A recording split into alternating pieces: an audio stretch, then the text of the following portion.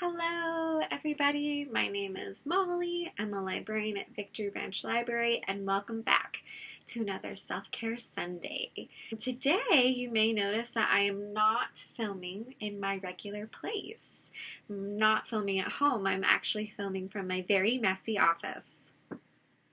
Yeah, my mom would not be proud of me right now. But anyway, I'm filming in my office. There are a few of us here who are slowly transitioning back to work in the building. Of course, there aren't many people in the building at any one time, and we are close to the public. That being said, we will be hoping to resume operations here in phases. We are following the governor's rebound plan closely, and we would like your feedback on what that transition will look like to our new normal. So on our website, we have a really short poll. It takes probably about 3 minutes or so, and it's called the Ada Community Library Rebound Service Poll. You will be able to see it very quickly on the landing page of our website at adalib.org, and I will link that below. Please go onto our website and fill out this short poll. Give us feedback on the services that you'd like to see and what you think should be prioritized as we safely transition back to offering services. So please, please, please go to our website and give that survey, give it a look and fill it out. I thought today we could go back to the basics, back to what this series really focused on in the beginning, which is, of course, mindfulness. And I have found more and more, I don't know about you, it's good to have lots of different practices that are easy to implement on helping with anxiety, especially as the world is transitioning to new normals. There may be some upticks in anxiety that you're feeling. So today I thought we could focus on our breathing and learning some more grounding techniques. Now, grounding techniques, what does that mean exactly? I've talked about it a little bit on this channel, but I don't think I've actually ever gone into what that means. A grounding technique is really just a way to not check out from a situation. It doesn't mean shutting down. It means becoming more aware of your body and leaning into the sensations of your body to maybe bring down, maybe de-escalate the feeling of either stress, anxiety, or fear we may feel in the body at any one time. So a grounding technique is just a way to recenter, click back into your body, and maybe shift your attention away from the things that are going on in your head and more of how to connect with your body, really focus on that, and then use other tools to harness a sense of calm, a sense of awareness, a sense of being present in this moment right now. Now, grounding techniques are nothing without deep breathing, and we've practiced this a little bit on this series, and the deep breathing, there's lots of fancy words for it. Yogic breathing is basically just a big word for super deep breathing.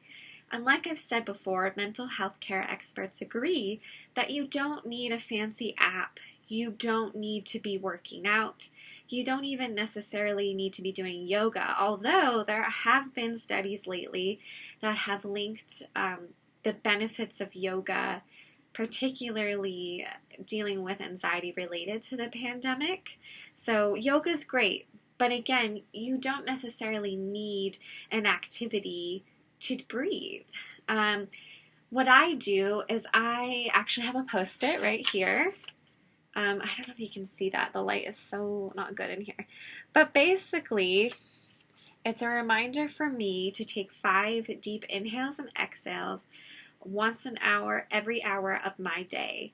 And basically, the breaths are 3 to 4 seconds, and we hold at the top. So let's go ahead and give that a try. So let's start.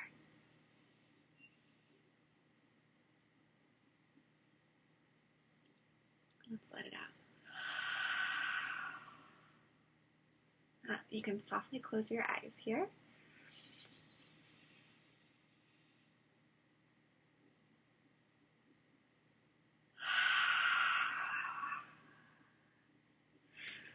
was recently looking on the Mayo Clinic website. Obviously, the Mayo Clinic is one of the largest medical authorities in the world, and they are doing an amazing job of releasing resources and links and other facts on how to help with anxiety during this time.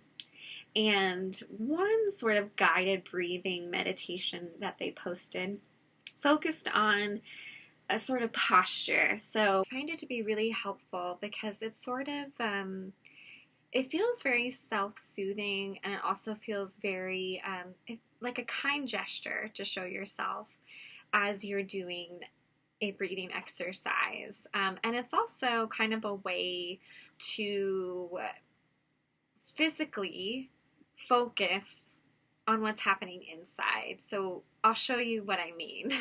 So you're going to take this hand and put it on your chest, and then you're going to take your other hand and place it right below it, parallel on your belly.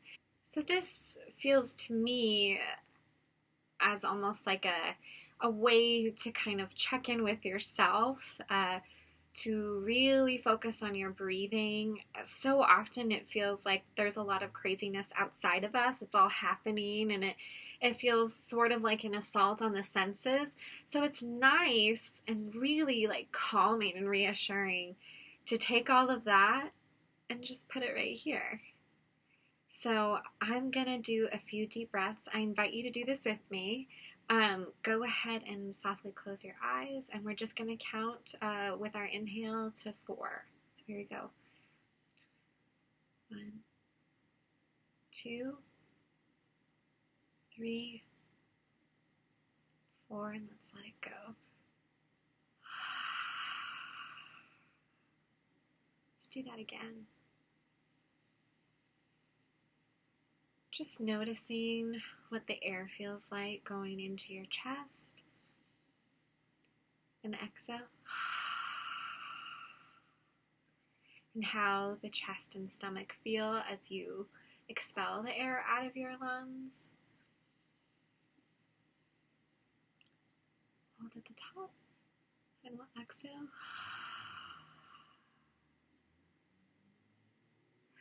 I just feel like that is a great outward sign of self-love and sort of inner peace.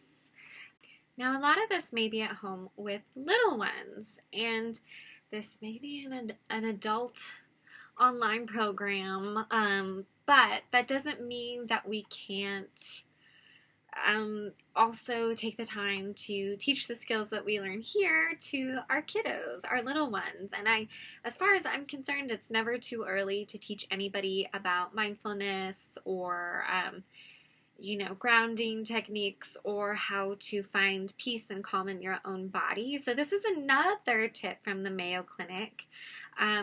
What they do to teach young kids deep breathing is, it's called blowing bubbles, which I love. I think this is such a great idea. So we're going to go ahead and start to blow some bubbles, okay? So we're going to get the bubble ready. Here we go. Let's breathe in for 1, 2, 3, 4, and let's blow that bubble out. Let's do it again one more time without me talking. Blow the bubble out. Such a great tip. Love that one. Wow, I'm clapping a lot. Yeah, so again, deep breathing, everything that we do, it's sort of the foundation for mindfulness, in my opinion. Again, I'm not a mental health care expert, but if you can connect to your breath, then everything else will be effective, especially grounding techniques. So the grounding techniques that I'm about to show you may seem a little silly, they may seem a little out there, but again, the whole goal is to get you to concentrate on the sensation in the body that is related just to that grounding technique. Track how it feels on the body at different moments in time, and sort of check in with yourself after. to see how you're feeling. So the first one, clapping. Who knew? I didn't, but I've seen that a lot from different healthcare experts, that clapping is actually a great grounding technique when you're feeling anxious. And you know what that feels like. It's almost like your hand is tingling. It's the noise can kind of still be lingering in your ears. Another great tip is actually a sense of smell, using your sense of smell, rather. My favorite is eucalyptus, which is also kind of like a piney, almost pepperminty fir-like smell. Really clean, very soothing. So what I do is I just put this in my hands, just a few drops, rub my hands together like so. I'm already like zenning out. And just breathing that in. It's so nice. So nice. And you can take a minute to take a few deep breaths. You can even practice your deep breathing here. Take a moment to register where the scent, how heavy it is, where it's going and where it's gone as it starts to fade. How does that make you feel? I also like to do it behind my neck a little bit, give yourself a little massage. That's always nice. So yeah, I mean, I think scents are a great way, a really powerful tool just to kind of turn off the channel, the anxiety, and focus on the now and what's happening here in this moment with you right now. So love that. What kind of tips or tricks do you have to stay grounded? Do you have any sort of tried and true traditions or rituals that make you feel a little more grounded in the moment? We'd love to hear about them. Go ahead and enter any comments that you have below.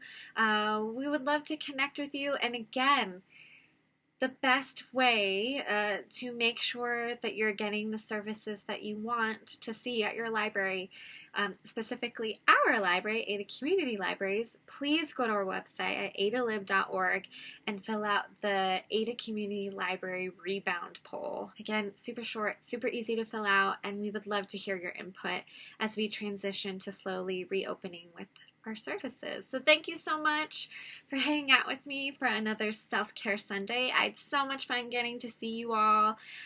Please let me know if you have any interest in seeing a certain kind of topic on this online program.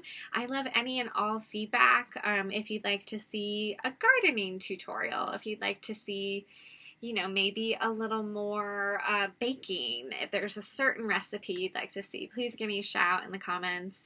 Don't be shy. Anyway, have a great day. Have a great rest of your week. Wow, I clearly need to go practice some rest and relaxation. And I'll see you back here on the next Self-Care Sunday. Bye.